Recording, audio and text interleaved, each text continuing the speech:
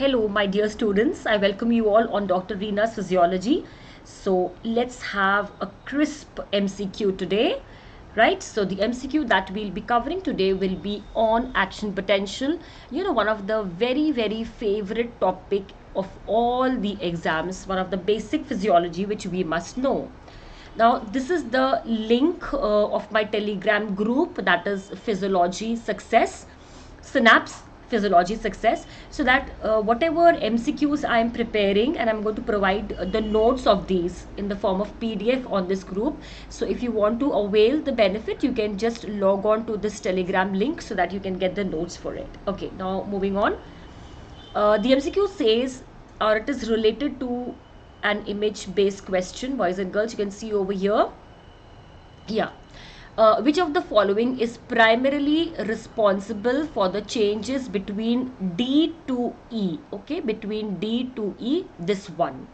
Options are inhibition of the sodium potassium ATPase pump, movement of potassium into the cell, movement of potassium out of the cell, movement of sodium into the cell, or movement of sodium out of the cell. Yes. So let's discuss. Definitely the answer, this phase is nothing but it is our repolarization. What is the significance of repolarization? It is that you want to set the RMP back towards normal. You have created a positivity of around plus 35 millivolts, and now you want it to go back towards resting membrane potential of minus 90. That means you want to get the positivity outside. So if you want to get the positivity outside, the first thing which will be done will be that the sodium channels will be closed. At the same time, the potassium channels will open, right? And this phase from D to E is mainly because of the potassium efflux. So the correct answer becomes C. Now let me give you a few important highlighting points. Suppose this is a neuron with an RMP of minus 70 millivolts, and as soon as I give a threshold stimuli, there is going to be this point which is threshold for excitation, that is the potential will reach to minus 55 millivolts. Now as the potential move towards positivity, what happens? It opens more and more of sodium channels. So you gave a stimulus, that means you brought about a change in the membrane voltage. So this resulted in the opening of actually both the sodium and the potassium channels, because both of them are voltage gated, okay? But this voltage is going to be more favorable for the opening of the sodium channels, and the sodium will start coming inside. As the sodium starts coming inside, the membrane potential more goes towards positivity, resulting in opening of more and more of the sodium channels, which is an example of a positive feedback mechanism, which is also called as the Hodgkin's cycle in depolarization. So that positivity that is created by the influx of the sodium will overshoot. That means it will cross this plus 0 millivolts and go to plus 35. At plus 35, this is the voltage which is again sensed by the sodium. So there is going to be the closure of the sodium ions, and there's going to be the opening of the potassium ions, so that the sodium cannot come inside but the potassium moves outside, right?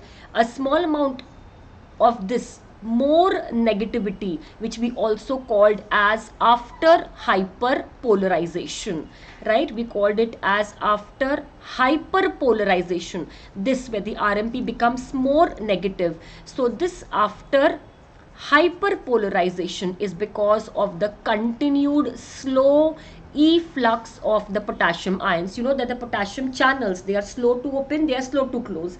So the potassium efflux continues and continues, resulting in negativity, and therefore the RMP, okay, the RMP establishment, this is our RMP. This RMP establishment cannot take place without the presence of the sodium potassium pump. So the sodium potassium pump is contributing only to minus 4 millivolts of resting membrane potential. But the most important function of the sodium potassium pump is to restore the sodium and potassium. That means the extra sodium which is inside will go out, the extra potassium which is outside will come inside. You are making it back towards the RMP and making available for the next action potential. Now, the question for the next session, my question is, at plus 35 millivolts, I have closed my sodium channels, right? I have closed my sodium channels. That means I did not allow my sodium channels to open more than that. And I started my repolarization. Now give a thought, boys and girls, that if you do not allow the sodium channels to close, what will happen to the action potential and what will happen to the sodium channels, and what will be the resting membrane closest to sodium, to potassium, or to chloride. So this is the question for the next week. Meanwhile, remember for this one that depolarization is because of the sodium influx, repolarization, potassium efflux. After hyperpolarization is because of the continued slow efflux of your potassium channels. Depolarization is because of sodium influx. Very important difference is in the SA node and in the smooth muscles. These two are very important because here the depolarization is because of calcium influx. So this is all for this MCQ. The coming up MCQ will help you to solve this query, that what will happen if the RMP or if the sodium channels do not close at plus 35. So stay tuned and make it a happy learning. Please ensure that you like, you comment, you subscribe and share physiology. Thank you and God bless you all.